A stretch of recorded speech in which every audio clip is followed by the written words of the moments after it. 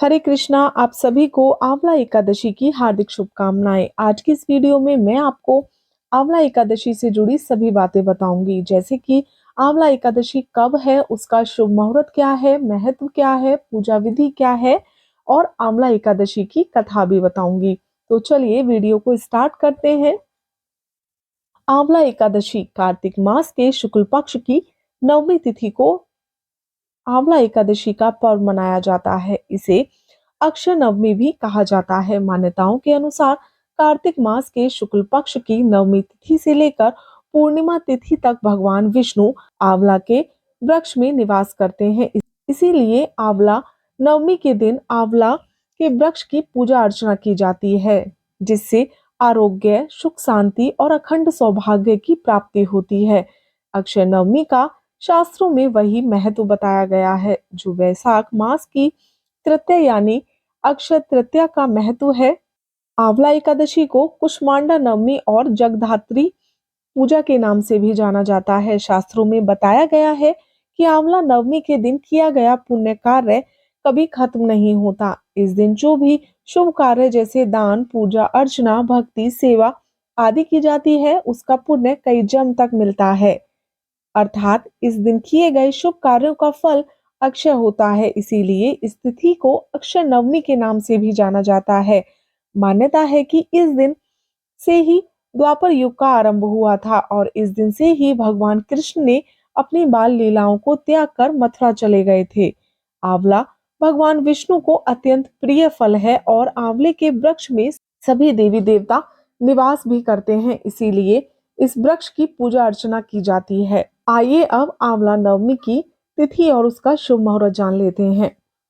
नवमी तिथि का प्रारंभ 21 नवंबर को सुबह 3:16 से प्रारंभ होगा और इसका समापन 22 नवंबर को रात 1:08 पर होगा। ऐसे में उदया तिथि को मानते हुए 21 नवंबर को दिन मंगलवार को आंवला नवमी का पर्व मनाया जाएगा। जैसे कि आंवला नवमी के दिन कई शुभ योग भी बन रहे हैं, जिससे इस दिन का महत्व और भी काफी बढ़ गया है। आंवला नवमी के दिन शाम 8:01 से अगले दिन सुबह 6:49 तक रवि योग रहेगा। साथ ही इस दिन हर्षण योग भी बन रहा है। हालांकि इस पूरे दिन पंचक भी लग रहा है। तो आइए अब जानते हैं आंवला नवमी की पूजा विधि क्या है। आंवला नवमी के दिन सुबह जल्दी स्नान व ध्यान करके आंवले के वृक्ष की पूजा करनी चाहिए।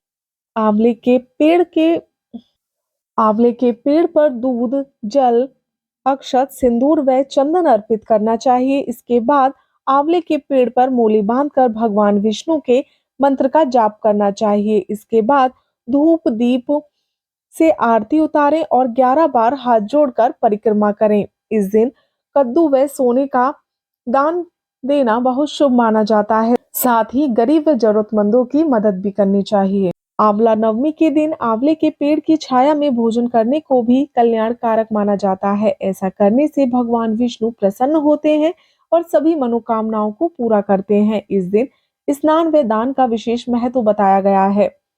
माना जाता है कि इस दिन पवित्र नदी में स्नान करने से सभी प्रकार के पापों से मुक्ति मिलती है और वहीं दान आदि करने के भी बहुत से शुभ फल प्रदान होते हैं।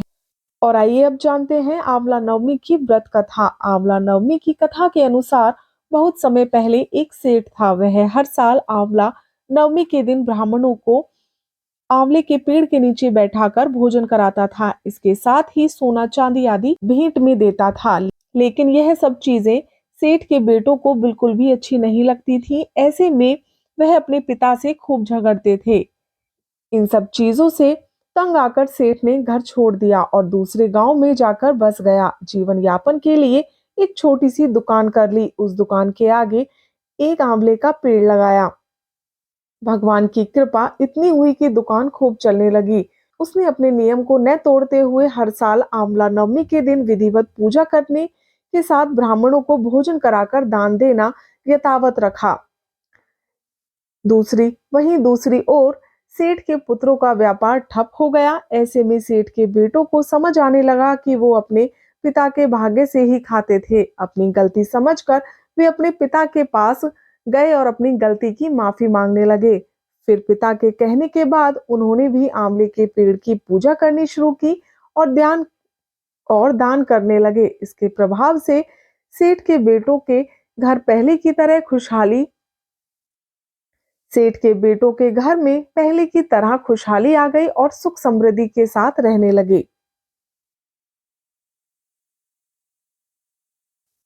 तो ये है आंवला नवमी से जुड़ी कुछ जानकारी। आशा करती हूँ कि आपको ये जानकारी अच्छी लगी होगी। हरे कृष्णा।